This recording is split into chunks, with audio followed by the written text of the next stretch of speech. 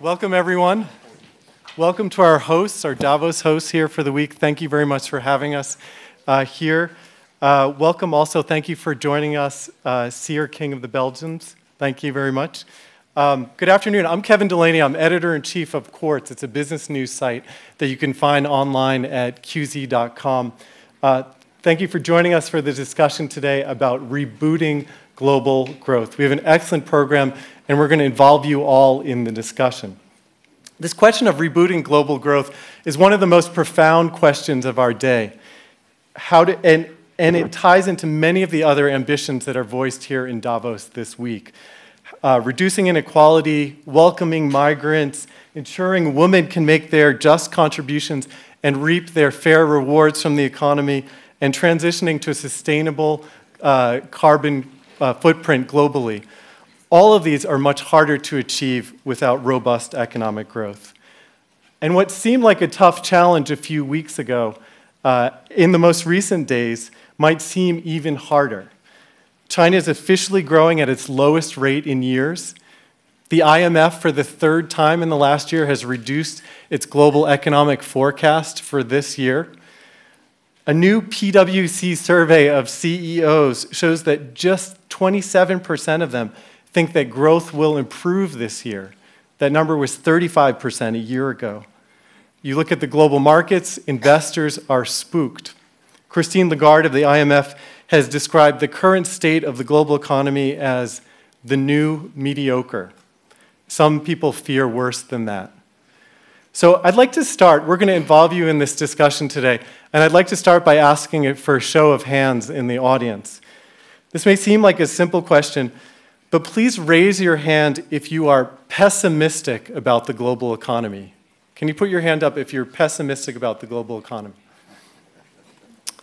Okay, that looks like about a third of you or a quarter of you who are pessimistic about the global economy. I'm going to ask now, can you raise your hand if you're concerned that slowing economic growth will directly impact you or your families? This is a related but different question. If you raise your hand. Okay, slightly lower, 10% or so. Okay, we have a panel of extraordinary quality to actually walk through these issues and to answer your questions. I'm going to start right next to me. I have Nelson Barbosa. He's the Minister of Finance of Brazil.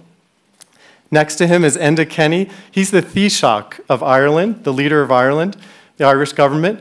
Unfortunately, Mr. Simsek, the Deputy Prime Minister of Turkey, is not joining us today. Moving on, we have Joseph Stiglitz. He's a professor at Columbia University, and he's a winner of the Nobel Prize in Economics. And then last at the end, we have Jiang Xin. She is Chief Executive Officer and co-founder of Soho China, which is China's largest commercial real estate developer. So before we dive in, a quick word about the format. The promise of this open forum is that we'll involve you in these discussions. There'll be several occasions during the discussion for you to ask questions, including one early on. So if you have a question, we'll be coming to you very quickly. So I'm going to start first with the panel. So Mr. Barbosa, I want to ask you, Brazil had an economic contraction last year. The forecast is that the Brazilian economy will contract again this year. Is this the new normal, periods of contraction, flattening growth, or how do you view this? No, this is not the new normal. This is a transition phase of Brazil. The international scenario changed a lot, and we are now in the phase of that, a new phase that succeeded the boom in commodities, and Brazil is adjusting to this new international scenario. We benefited a lot from the high commodity prices during the last decade, and most importantly, we used that to finance an increase in our social safety net.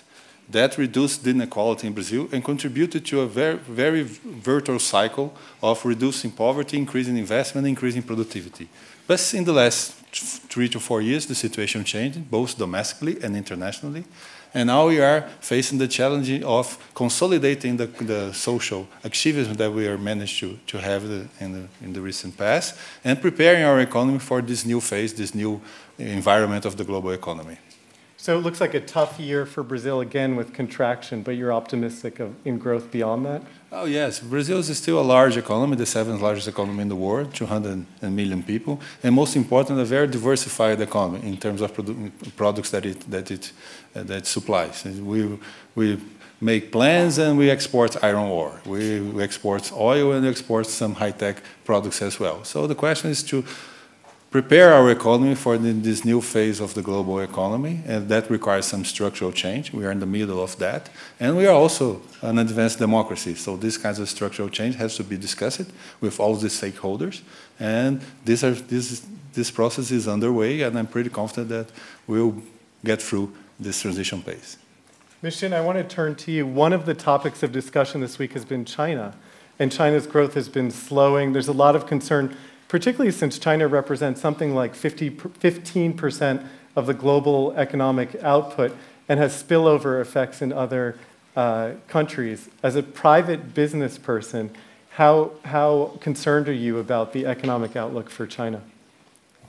I am very concerned, not because I believe that the Chinese economy will collapse, but because we are transitioning from an extremely high growth period of time to a relatively slower growth period of time when I think the government just announced that we had a 6.9% GDP growth last year. Now, to most other countries, 6.9% is pretty nice. But for China, that was used to growing at 10%, 8%, 6.9 seemed to be a new normal that we called it. But as a private entrepreneur who we are real estate developers, we're actually seeing two sides of it. You know, on the one hand, you see the media report is very much focused on the stock market is going down, how many percentage, and the local currency seems to be devalued against US dollar. And there's a lot of negative news coming out almost every day. I'm a publicly traded company, so our stock price has gone down like a huge discount to the asset value. But on the other hand, inside China, what we're seeing is of all the new buildings that we're completing last year, this year, we haven't really seen any of the new buildings sitting there and not be able to be leased out. The buildings are continuously to be leased out, while the traditional economy are not growing as much. The new ones that I see taking up the new office space are internet companies, mobile companies, technology companies, and that seems to be at least driving Beijing and Shanghai's office space demand. But you said you had significant level of concern? I have significant level of concern, this kind of a decoupled reality. You know, the stock market's volatility is a reality, and the media's negativity is also a reality. But on the other hand, the business that we do daily business seems to be matching the 6.9% growth. So that's what if you just look from the outside, if you just read the media, you think this is a country. If you take out China, the name, you give it to anybody, you think this is a country about to collapse. But not so much the case when we actually work and live in China. Professor Stiglitz, I want to pull you in. You've echoed Christine Lagarde talking about the new mediocrity. You yourself have written about the new malaise. How do you see the state of the global economy currently, barring really significant government action, which we'll talk about later? Yeah, I mean, the last phrase is really critical, because I think the austerity in Europe, we have even a small dose of austerity in the United States. That is the major factor contributing to the weak global economy. But the underlying problem with the global economy is lack of aggregate demand, lack of global demand. And there are 3-4 primary factors contributing to this weak global demand. One of them is another theme that's being talked about a lot in Davos, which is the growing inequality. Those at the top don't spend as much of their income as those at the bottom, who have to spend 100%, sometimes even more.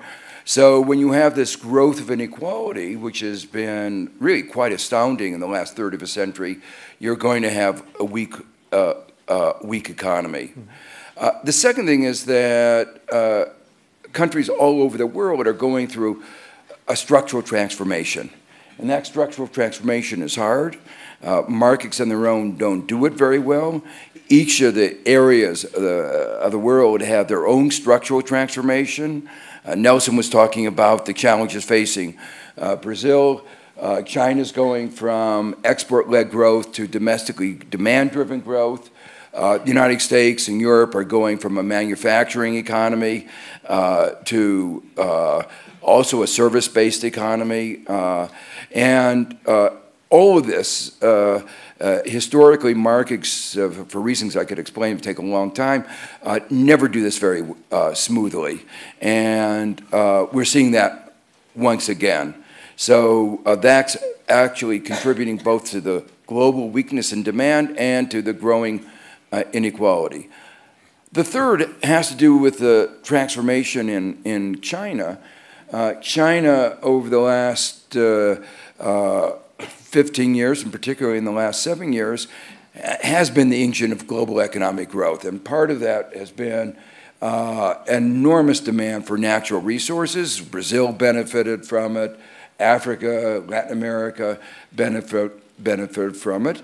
It should have been obvious that it was not going to continue, but markets are always short-sighted, and they didn't see the inevitability, and the result is that China had to move from, you might say, the quantity to quality of growth. It was going to be less resource using, and that drives down the price of commodities, and including the price of oil. Now, you might say, why? At the beginning, a couple of years ago, when the price of oil started going down, people said it was going to be a big boon to the economy, and they were focusing on the users benefiting. But if you look at the world system as a whole, one side benefits, the other side loses. So when the oil users benefit, the oil producers lose. Now, the question is, what is the nature of the response? And it's very asymmetric when you have very big responses. By that I mean the gainers don't increase their spending, i.e. those who are seeing lower prices, as much as the losers have to contract. And you're seeing that very forcefully in two ways. Saudi Arabia thought it was in very good economic shape, but at the pace of spending that it was engaged in, they had only 6 years of reserves. They had no choice but to cut back dramatically in their spending. Similarly, all that drilling, all that, it was good that they stopped that for the global environment. Yeah. But in terms of aggregate demand, that cutback is again leading to a weak global demand, and that is the primary problem. The private sector is not going to restart it on its own, and it's going to take government. So we're going to follow up on some of these themes, I'm sure, including what governments can do to catalyze growth, and we'll go in there. Mr. Taoiseach, so Ireland's economy last year looked not unlike China's in a way. Your growth in the GDP growth in the third quarter was about 7%, which is a very high growth rate compared to virtually any other country in Europe. So putting the Irish success story aside, what is your outlook for growth in Europe more broadly and in the global economy? And we'll talk about some of the ingredients of your growth in a little bit. I think I should say, first of all, that politics is about people and their lives, and governments are about making decisions. In this business, you want to be optimistic, despite the challenges that we all face, whether it be climate change or oil or energy or terrorism or migration. All of these are issues that impact on the general political field. Just 5 years ago, when the government I lead was elected, we were under the hammer of a troika. So we had to make some very difficult decisions. Yeah. We're now in a different space, growing rapidly with a long-term economic plan set out to manage that economy in a way that it will not go back to boom and bust days. But I sit around the table at the European Council, obviously in the middle of the recession, in its darkest days, at its deepest point. In Ireland, we held a referendum of the people on the Fiscal Stability Treaty. Now, you might say that generally electorates want to beat down governments if they get a chance in referenda. And yet, in Ireland's case, the result was 60-40 in favour, linking therefore our future to the euro, to the eurozone, and to the European Union. So the collective authority of the European Council, representing 500 million people, carries with it enormous potential. And yet, we find that we've been unable to complete the single market. We've still not broken down the digital barriers internally. We still haven't been able to conclude trade agreements in other places like the TTIP arrangements or whatever. And yet these are things that need to be done by politicians who have got to grasp the concept of leadership and what it can mean for the future. So you know, the world has changed utterly in the last 10 years and will again in the next 10. And it's to be aware that those frontiers up ahead are changing so rapidly. And that's why, you know, the way that politics was done before, the way that laws are drafted, fall far behind the movement that we find in a modern world. And yet, the problem, I suppose, is that in bigger countries, you've got different forms of government. Around the European table, you've got 28 leaders. And the thing is that you go to meetings after meetings, there's a new prime minister here or a new prime minister there, and it takes a while to bed that down again. And yet we have fundamental principles set out that are for the future, that are about growth, that are about employment, and the best route out of austerity and the best route out of poverty is a job. It's a job that pays, where people have the respect and the dignity and the right to go to work, and that pays, and that they contribute therefore to their own locality, their own economy, their own country, and as part of the bigger market. So I hope that the situation, for instance, now that Europe will consider at its next meeting, dealing with the question of a referendum by the British people as to whether they want to stay in Europe or not, is a matter of very significant importance in terms of the Union, in terms of its future, and I think that that's an important consideration for leaders to look beyond the next 5-10 years, see where do we want to be? What is the rising generation going to do? Look at the way technology is changing. All of these issues, research, innovation, food security, these are matters that governments have to grapple with. We had an agreement in Paris in respect of climate change, following the Millennium Goals of the United Nations in America. I hope that everybody, ourselves included, measure up to the targets that are set here, because it's about the time beyond our own time. And that's where we need to be. I think the eyes of the world will turn to South America in the next 20 years. I think the eyes of the world will turn to Africa in the next 20 years. Enormous potential, enormous potential. The growing populations, immense size in China, India, Malaysia, Indonesia, in the Far East. So we're only a very small player in all of this as a country, with just a few million people. But we've set a model here for how government can actually deal with a very catastrophic economic position, and yet in a relatively short time come through that. The important thing is that you set down the foundations to continue that prospect for the future, so that young people are given a sense of hope, given a sense of inspiration, that they can play a part, follow their career ambitions, and have a lifestyle. And it's important, therefore, that we focus on those bigger pictures. But as a small country, we are, if you like, a small model demonstration of how far you can move in a short time. The challenge is to put in place the process, a longer-term economic strategy, to be able to continue that for those who come behind us. So we're going to turn shortly to what governments can do to catalyze growth, and we'll talk about some of the specifics that you've touched on. I'd like to pause here and take 3 questions from the audience. So I'd ask you to raise your hand. We have microphones. If you can introduce yourself very briefly and pose your question very briefly. We'll take the 3 questions in a row and then present them to our panel to react. So we'll start over here. It's very short. My name is Henning Zierok, Society Culture of Peace. I have a fundamental question. When we speak about growing, we have to make the difference. You can have a good life standard, but a bad life quality. Though my question is, when we look to China, Peking, you can have a very high life standard. But if you have not the good air, it's nothing. Though the question goes to the podium.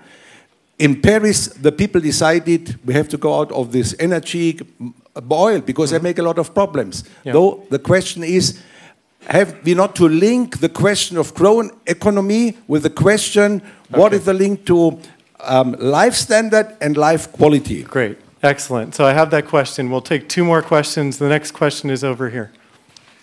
Yeah, my name is Alec Gagneux, and I'm born here in this development country, Switzerland. And my question goes, of course, to Mr. Stiglitz. You talk now that we need growth. And a country like Bhutan, for example, they say we don't want more growth, we want to have more happiness. So they have a completely different way of scheduling and measuring. The GDP is completely nuts because if you make a war, for example, USA is exporting 50% of GDP is weapons. So we know what the future, many young people are here, so they know what the future will be with these kind of decisions. If we just say we want to force growth, that means we destroy our environment and we destroy also the stability in the financial stability of the people, because you can only have growth if the debt rate is going up. So my question is, can we have more growth, or is it completely stupid? Shall we not follow the Bhutanese way? And the other questions to Mr. Stiglitz is, okay, well, can we not have an economy which is caring for the people and not for the rich people? Okay, you have your question. That's an important question, and we'll take right here. Thank you. Guten Tag, mein Name ist Ala Ahmed Hemken. Ich bin von Rodau Nachrichten. I'm from a Rodau radio station from North Kurdistan. I'll speak German, so you best take your headsets. Dann sage ich nochmal. Let me repeat. My name is Ala Ahmed Hemken. I'm a journalist.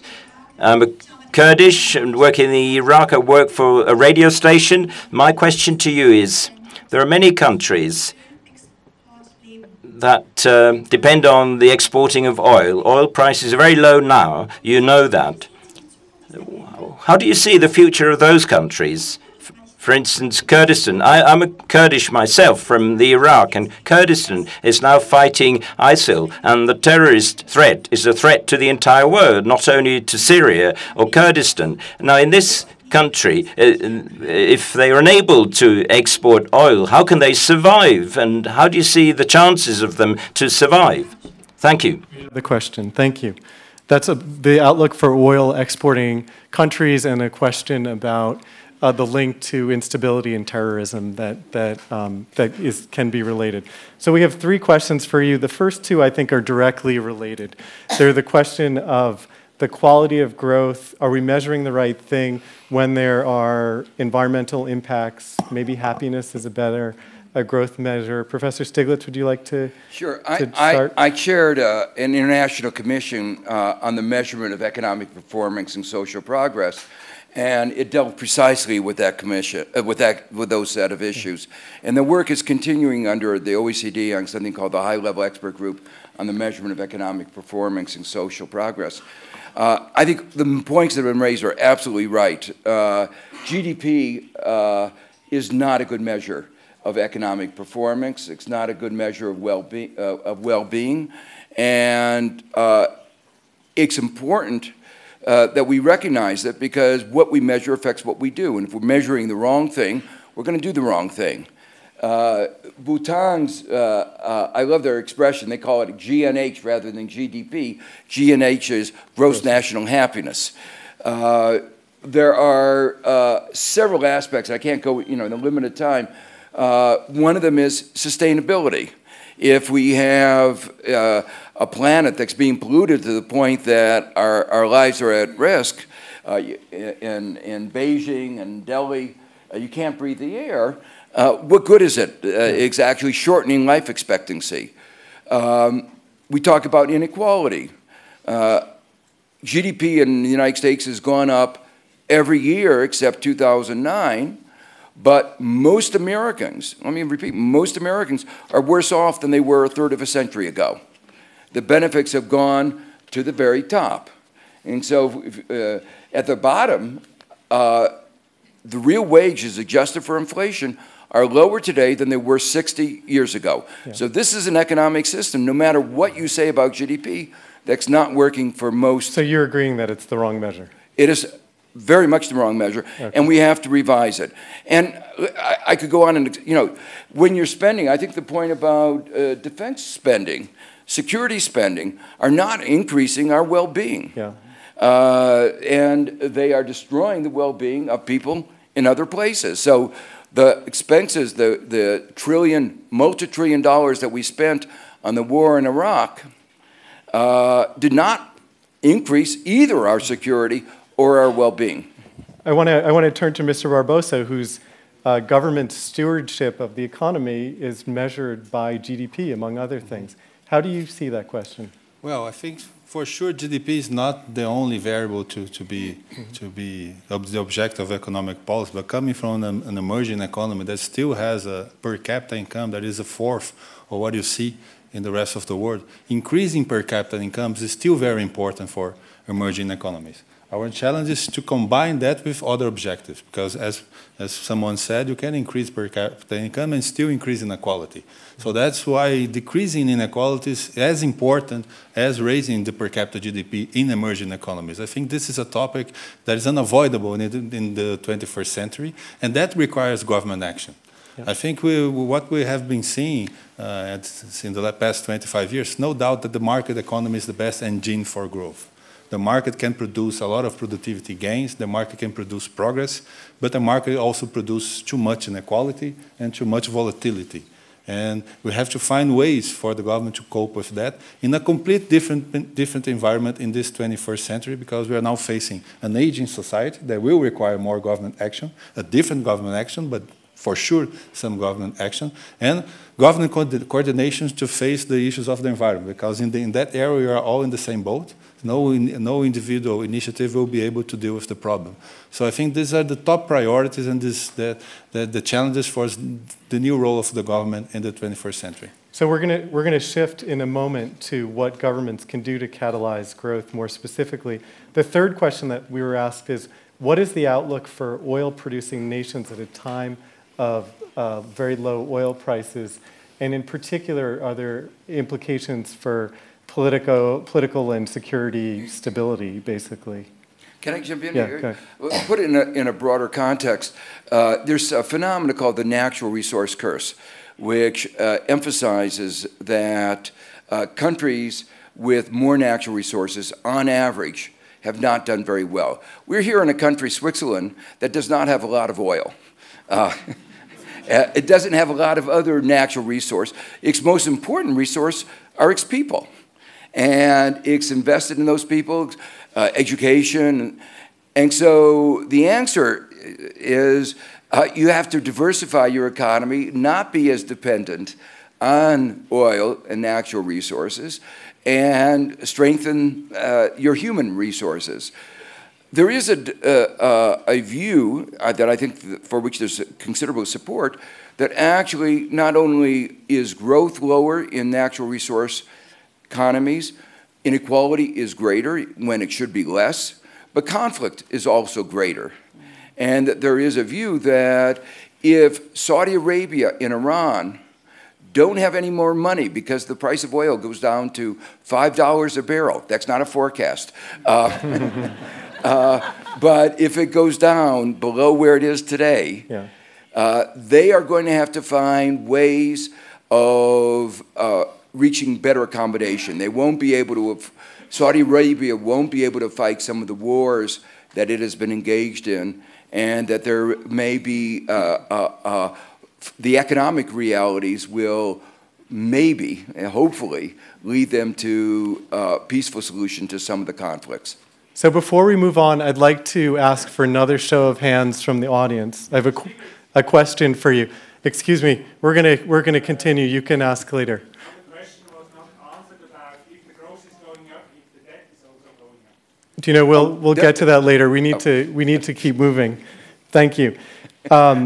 So the question for the audience is, would you support greater government taxation and borrowing in order for the government to spend on infrastructure and in other ways to stimulate economic demand?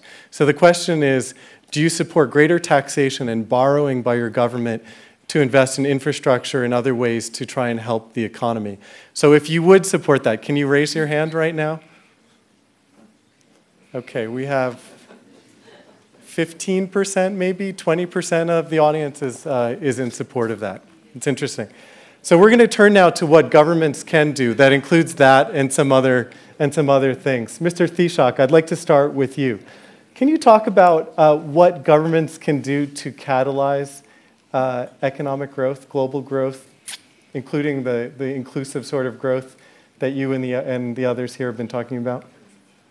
I think the point made in respect to the question asked and the point made by Joseph is very true. An economy is an engine, and it's an engine that can provide the resources to invest in services for people.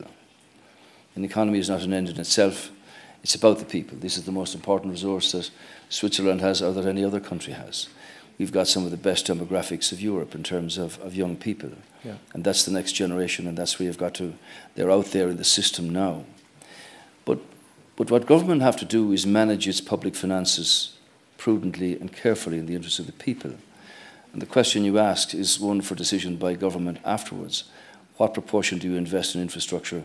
What proportion do you invest in services for people, whether it be education or justice or health or whatever? And there are always demands on these things. But you can't do either unless you have a growth capacity to drive an economy that will provide that resource. Yeah. And for me, obviously, inequality is a priority. But we have problems in many sectors ourselves. And yet I'm very optimistic that if you manage your public finances well, you manage your growth pattern well, it provides the resources for governments to make decisions in respect of these services that people need. We were in a position before of boom and bust.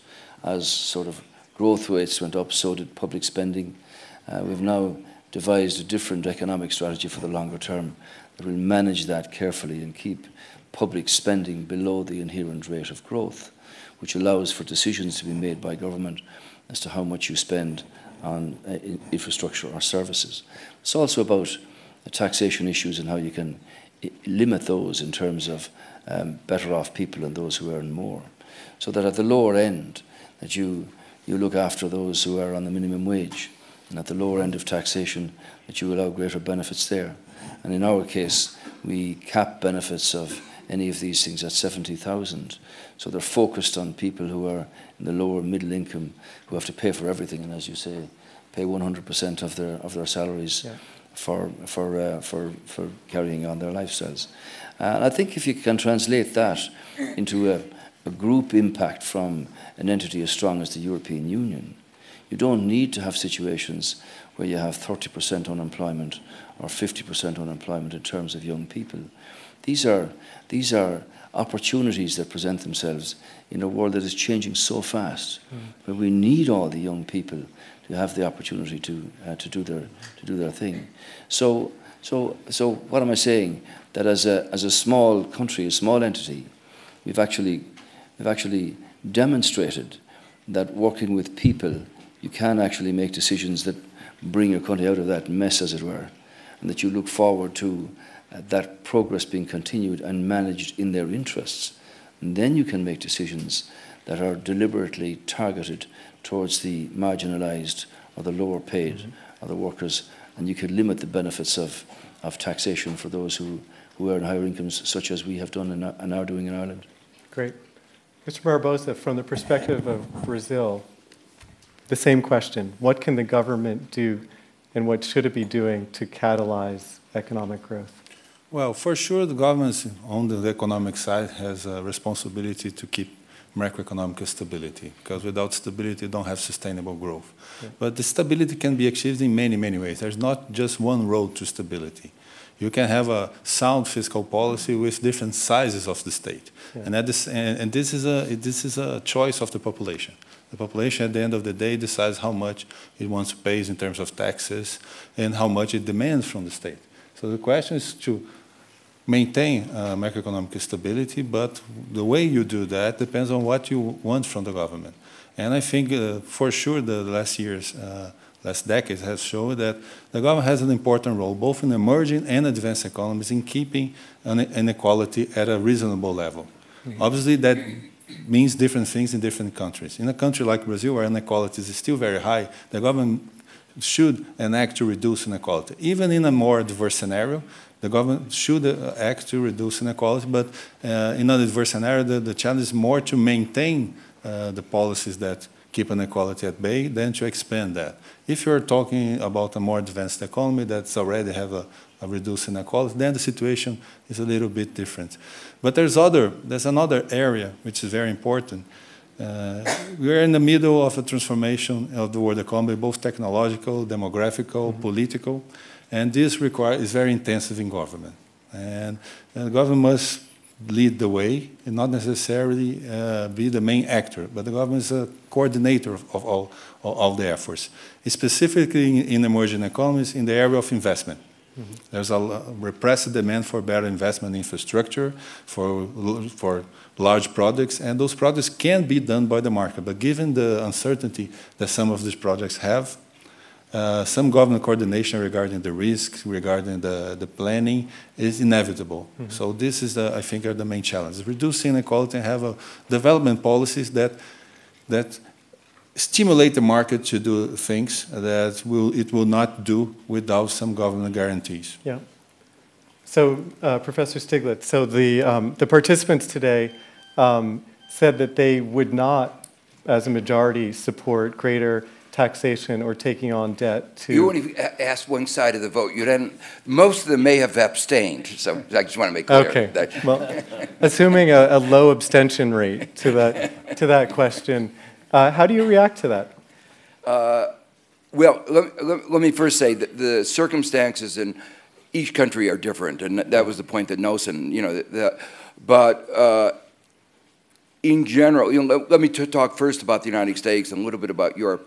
In the United States, we have right now very low taxes. We have a regressive tax system. The people at the top pay on average 15% of their income in taxes, which is much lower than those lower down. In addition, we've underinvested in infrastructure for a very long time. Anybody who comes and visits New York knows what I'm talking about. Compare that to Beijing, that we have huge infrastructure gaps, which really weaken our overall economic performance. We can borrow in the United States, which is different from other countries, at minus 2% real interest rate. So you have huge economic returns and a negative cost of capital. It is foolish not to make those investments, even if it's by debt. It's foolish not to do it if you can put a tax on carbon that will generate a greener economy, raise revenue, and allow you to invest, whether it's in greater equality or in infrastructure. So to me, for the United States, it's very clear we should be doing both, and the social returns are enormous.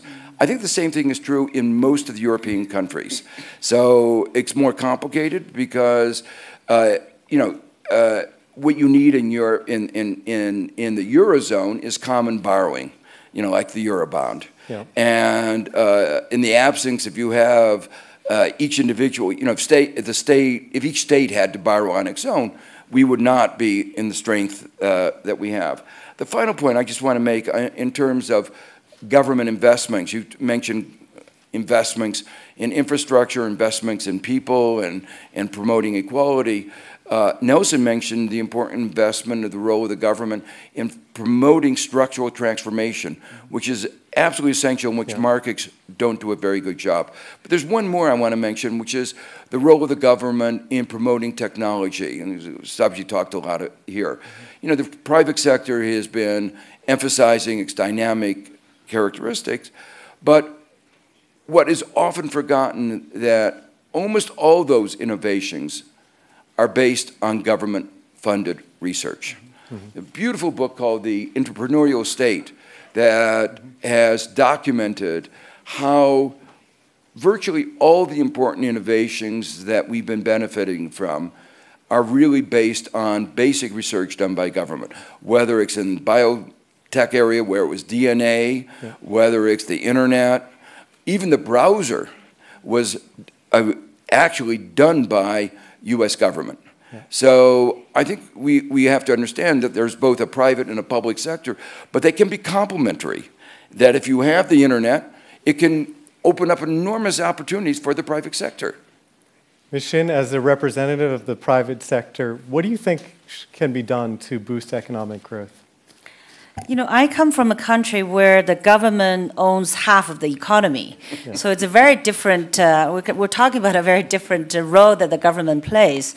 So for us, the government needs to do is to continuously to commit to its reforms, which really means is that reducing its role in the economy, reducing its size in the economy, and leaving it more to the private sector. So we're really talking a very different, so far China had a different issue, like Professor talked about the US government can borrow at almost no cost and should be building infrastructure, whereas China has been the other way, which is the government is building enormous infrastructure. Wherever you go in China, no matter how small the city, you would see roads are built, airports are built. Most of the cities would have opera houses. All that is built by the government, and education completely free, all provided by the government. So we are actually, as a private citizen, always crying for government to do less, leave it more to the market. Okay. Can I just intervene there for a second? Yeah, just quickly. I'm not a Chinese citizen, so I can't. But let me say, as I look at China, and I've been going there since 1980. The point that I see, overall, the role of the government obviously is going to be diminished, but more than the overall size is what the government does. And when I look at China, among the major problems facing China are environment, inequality. China has grown, so rapidly since 1980, an average of 10% a year. But China has achieved in 35 years as much inequality as it took America 200 years to create. So that's the other flip side. Third, they have financial instability. Markets create instability, and there has to be some kind of a regulatory environment to deal with it. And one of the big challenges of China is it's becoming an urban environment. People have moved from the rural to the urban centers. And if you don't have good city planning, urban transportation, you will have unlivable cities, as anybody who visits some of the cities realizes. So the point I'm making is that there is a real need for government, but it needs to focus on the problems that the private sector won't be able to solve. And that's quite different from where they are today. Great, thank you. So I have two more questions for you all. We're going to focus on the role of technology for a few minutes with the panel, and then we'll open the questions broadly to anyone. So my questions for you, again, please raise your hand. Please raise your hand if you think that technology advances have a net positive effect on economic growth? So raise your hand if you think technology advances have a net positive effect on economic growth. Okay, that's about the most popular question we've had so far. The majority of people clearly believe that. I have a similar question. Please raise your hand if you think that technology advances have a net positive impact on employment, on job creation. So raise your hand now if you think that technology advances create jobs and strengthen employment. A smaller number. Okay, so about double the people thought that it helps economic growth as thought that it helped with job creation. So we're going to go to the panel for a few more minutes on this question of the role of technology and growth, and then we'll come back for your questions. I'm going to start with you, Mr. Taoiseach. So Ireland has done a remarkable job over the last few decades in attracting technology employers. What are your takeaways for the conditions and types of jobs that this leads to? Are you concerned that such jobs could evaporate with automation and competition from lower cost centers that are moving up the skills ladder? Yeah, in the case of Ireland, 40 years ago, 50 years ago, obviously before we joined the European Union, we were a inward-looking, agri-focused, backward economy. After joining Europe, all of that changed, and the intervening 50 years have transformed our country. One of the issues there was that the United States, many years ago, because of the traditional drift, because of economic reasons and so on, for Irish people to go to the United States with a very big connection there, yeah, culturally, literally, socially, politically, and so on. So when America decided to invest in Europe, they chose Ireland for the manufacture of hardware as a launching pad into the European market. And they followed that then by saying, well, you know, if you can make hardware, surely you can deal with software as well. So now you've got 1,000 multinationals in the pharmaceutical area, biosciences, life sciences, all of these areas. And the engagement between colleges of technology, universities and business has created a cauldron of change and research and innovation. From our point of view, obviously, to get foreign direct investment into the country, you need particular principles. And in Ireland, the corporate tax rate was always 12.5% and is 12.5% and remains so. Mm-hmm. And that's across all sectors and across the entire country. And because of reputational damage being done, we got rid of the so-called double Irish concept, which is an issue of taxation that Joseph has often written about, and the stateless concept. And now we have a 12.5% corporate tax rate, and we've introduced the first OECD fully compliant patent knowledge box set at 6.25% for qualifying research and development. But that's the taxation end of it, and it's attractive and it's competitive, but it's not the real reason that people really want to invest in the country. When you talk to them, the real reason is the talent pool, the creativity, mm-hmm, and the ingenuity and the imagination of young people that is changing. And it's the same for every country because you've got this capacity. So as a small country, we've been very flexible in the education system, and they're in that system now, the young people coming through. For instance, a voluntary movement started in Ireland called Coder Dojo, yeah, the writing of code for computers. And this has taken off. Every weekend you have people who voluntarily teach young people how to write code that makes computers tick. This has gone international. So we have young scientist exhibitions running for the last 50 years, science festivals, where young people from 10 upwards or whatever, compete school against school and bring forward these most wonderful advances in technology that impact and will impact on the lives of hundreds of millions of people in time to come. So I'm very optimistic about all of that because it's the places we haven't been in the technology sense that we're now going to be. I was in the European Space Agency in The Hague last week, and some of the things they're doing there are absolutely incredible. From a technological point of view, just this morning down here, looking at the latest drone, which would fly above commercial airspace and would provide links for internet facilities for huge geographical areas that can't be reached at the moment with the quality unless you dig the whole place up. All of these advances, I think, impact on employment. And I would say this, In Ireland, where you had, a hard manufacturing base with lines of people doing manufacturing, that's all been changed to robotics and technology. The employment in those places has not dropped because they've made new concepts, new products, new systems. So while you might think if you're going to automate a particular line that X number of people may go, well, they may go from that line, but there's always another opportunity coming up. So I think the answer to the question, does technology impact on the economy? Yes, it does. Does it impact on employment? Yes, it does. Will it continue to do so? Yes, it will. Think of the world population growing to 10 billion by 2050. You've got to feed these people. Food security, innovation, climate change. All of these things are impacted upon in so many ways now by technology. Remote technology for health, checking on people who live alone, who live distances away. These things have all changed, and we need to change with them, and we don't have to be afraid to embrace that change, because for that future, it will mean millions of jobs and an impact on hundreds of millions of people across the globe in the next 50 to 100 years. I'm very optimistic about that. Okay, great. Mishin, can I pull you in? Do you have any thoughts on the opportunity of the role of digital technology in kickstarting growth? We are seeing right now in China, the most exciting area is the technology-driven innovation. Yeah. We're seeing like young people are getting out of the college and immediately starting their startups. The old days of you graduate from a good college and find a good job with a stable company, that seems to be half gone, because half the students would actually want to start their own business. And the capital is there to support them. The whole society's mentality is such that it's so encouraging such activities.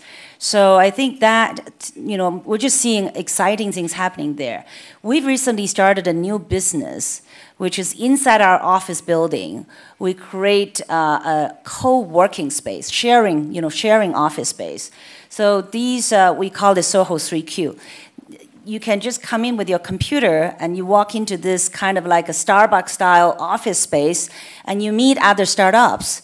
So then, every day we create a little events for each one of them to talk about their own products. So often I walk in, I see these incredibly young and vibrant companies. Very often they're like 2-3 people started, and they have new products like, you can talk about robots and drones and all very exciting. And just that is obviously still at the beginning. It's still at its infant stage. But you can see if these companies, if only just 10% of them will grow into a sizable company, it will have a huge impact on the society. Great, thank you. So we're going to shift now. We're going to pause, and we're going to take your questions. We still have a bit of time. Oh. Okay, go ahead. Okay. So I just want to, these innovations are really very exciting. I just want to put a little damper on looking at this from a macroeconomic point of view. The evidence is, as badly measured as GDP is, and we talked about in the beginning, the fact is that in spite of all these great ideas, the rate of growth of productivity has actually slowed down. And we know that 100 and some years ago when we went, had the automobiles and all those exciting innovations, we did succeed in creating new jobs. We lost old jobs, new jobs were created. There is no theory or no that will happen again as smoothly. So this comes back to your previous discussion on the role of government. It can happen if we have enough stimulus from the economy. If those who lose jobs can move into new jobs, and that would require aggregate demand.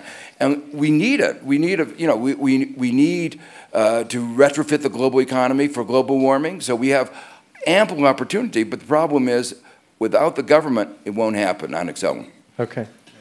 Mr. Minister. Just complementing what Joe said, as he said, the fastest growing productivity happened during the period where we also witnessed a reduction in inequality during the third quarter of the 20th century. So the two things do not inevitably clash. You can have an increase in productivity and at the same time a reduction in inequality and an increase in employment. And the key to do that is for have the right institutions to distribute the productivity gains in a way that generates more job opportunities, that generates better qualification for the labor force to reap the benefits of this new technology. Great. Okay, I think they're ready for your questions now. So we have a few minutes. Please raise your hand and we'll get you a microphone. I'd ask you again to introduce yourself and please keep your questions brief so we have time to answer as many as possible.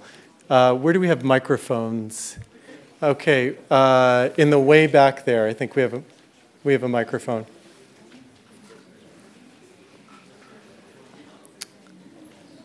Okay, thank you. My name's Primo Oshin Flood, and I just wanted to ask, what's your opinion on investing in third world countries so you could, like education-wise, so in long term you could invest more in these third world countries and get their economy to grow. And with that you could also outsource your factories and focus more on the service sector, so it would increase the living standard in first world countries and then also increase the living standard in third world countries, because industry is still better than nothing. Okay, great. I think we'll answer these questions as we go. Does anyone want to quickly respond to that? Well, you can reply if you want. Well, for sure, I think it's a win-win game. The development of the emerging economies of the third world, as you name it, is good for the world economy. I think there's a frontier of expansion, if you will, in reducing inequality, creating a middle class in more poor countries that will create markets for everybody and also will have positive effects not only in the countries affected by that, but also in advanced economies. The key to do that is actually to deal with the risk of these investments. Because opportunities are there, the repressed demands are there, but they're still too risky for the usual financial standards. And one of the challenges that we face is to have the right financial engineering to bear their risk, to distribute their risk, and then to make these opportunities, to transform that in concrete investments. Great. Okay, let's keep going with questions. Right here, one of those. Thank you. Yeah, thank you. Heike Hensel from Germany, German Parliament. I would like to refer to your question concerning taxation, greater taxation, because it's not only about greater taxation, but we have to speak about taxation at all. If you see, we are facing a lot of tax avoidance, tax evasion. We have organized tax evasion in Europe, for example, and throughout the whole world.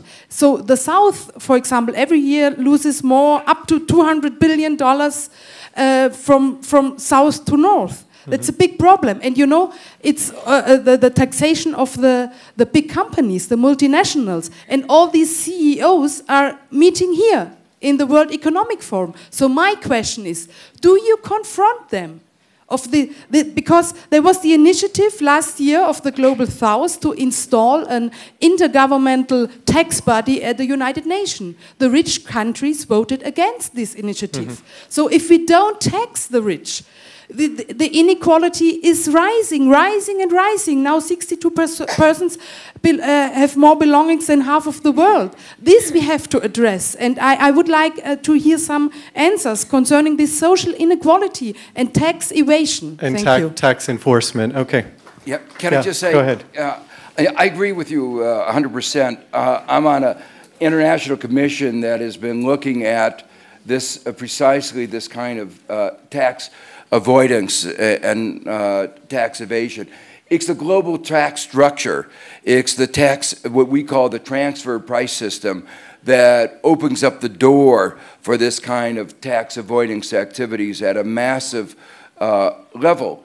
And you're right, at Addis Ababa, there was this big UN meeting on finance for development.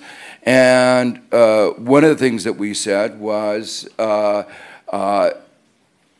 the most important social responsibility of, the multinationals are talking about social responsibility. The most important social responsibility is to pay your taxes, to pay your, and not avoiding and evading tax responsibility. Apple in the United States has become the poster child of using ingenuity to take advantage of these loopholes, and we had a very big effort to try to have a UN movement to address this issue.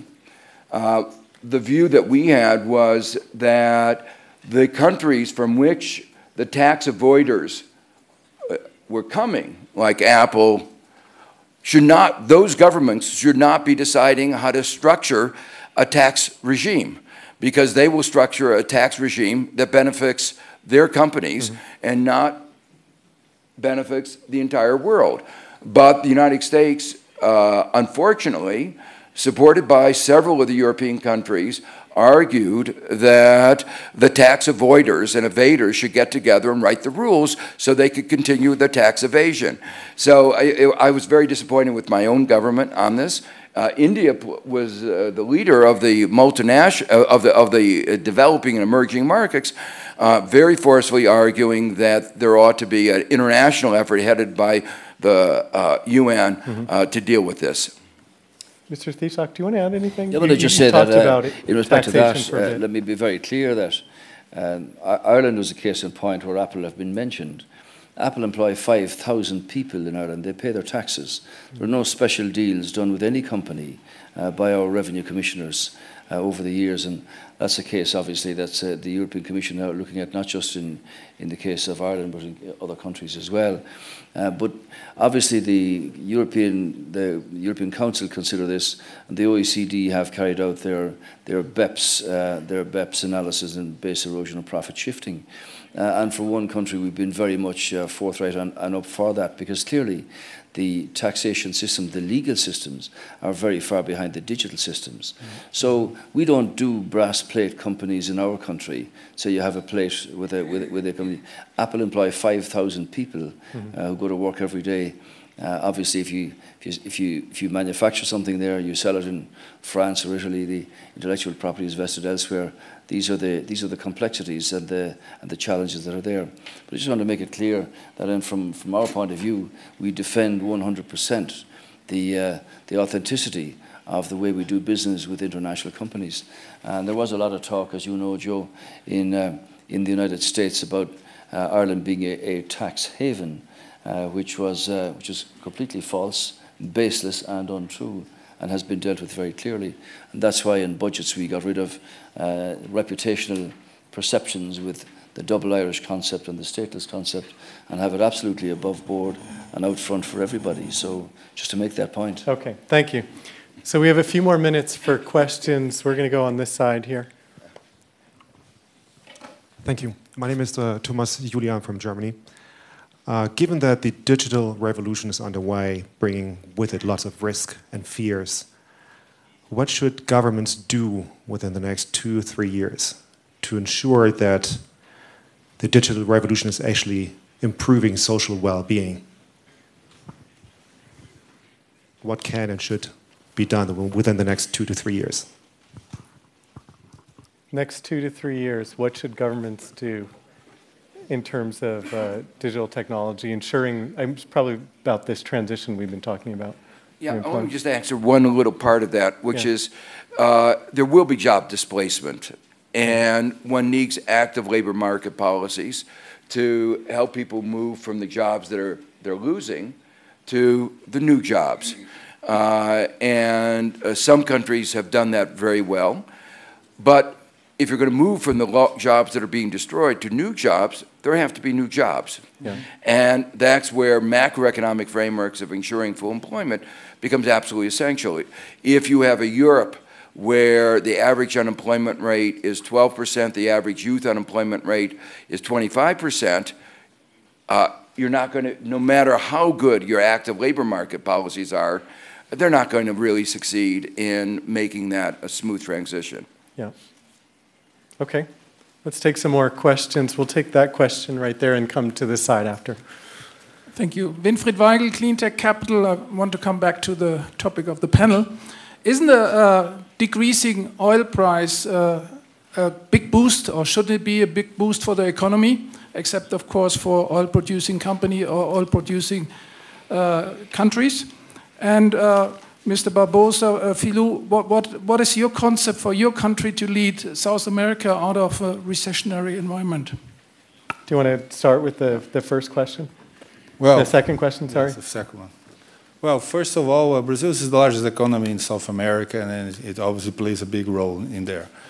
We are now dealing with a lot of domestic issues, but the way to help not only ourselves but the region is to have a recovery led by investment. Brazil has a very low investment rate compared to other emerging economies, and our main task is to increase our investment, and this requires not only more macroeconomic stability, but especially more active role of the government to coordinate these large projects of investment and to build more on integration. Now we have the new administration in Argentina.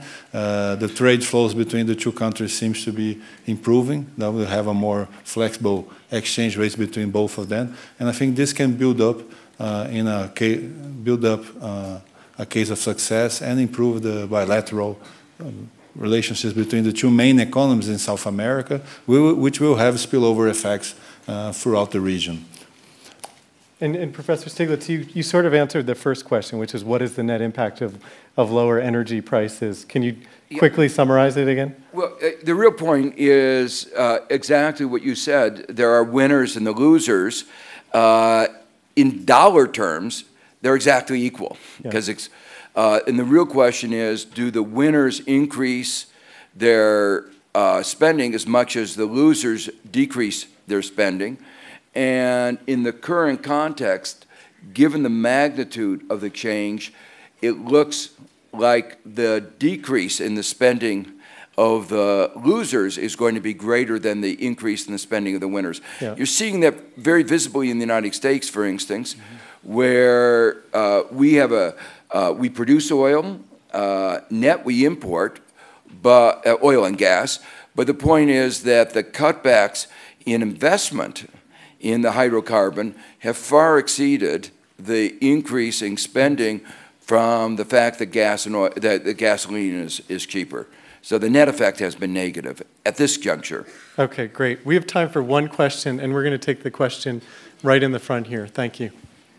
Hi, good afternoon. I'm from Irish Media, Suzanne Lynch from the Irish Times. I have a question for Professor Stiglitz.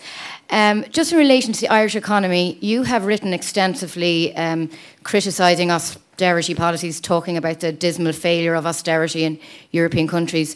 So how do you explain the situation in Ireland? Obviously, the country had to implement a very strict austerity programme, and now it's emerged back into economic growth and it is the fastest growing economy in the European Union. How do you explain that, and do you see any dangers for the Irish economy as it enters that new phase? Well, first of all, when you talk about, when you're evaluating a policy like that, one has to ask, every downturn eventually comes to an end. And the real question in judging it is how long is the downturn, how deep, how many broken bones in the process.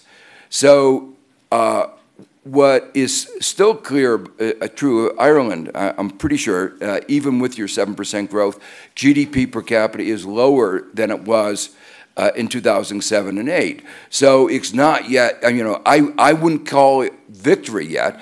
You've turned the corner, which is great, and I got to commend you for that.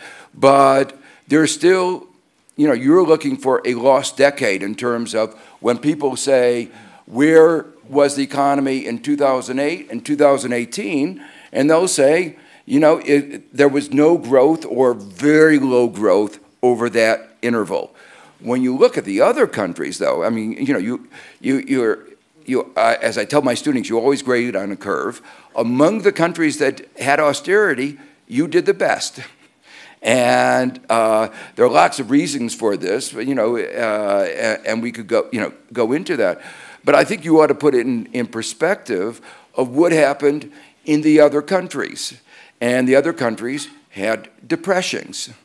And when you call it depression, 50%, 60% youth unemployment, 25% overall unemployment.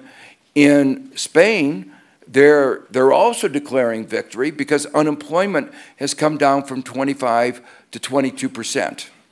Now, when I look at an economy where there's 22% unemployment and 50% youth unemployment, and by the way, the only reason the youth unemployment is so low is a lot of people have taken advantage of the free mobility in Europe and gone to the places where there are jobs.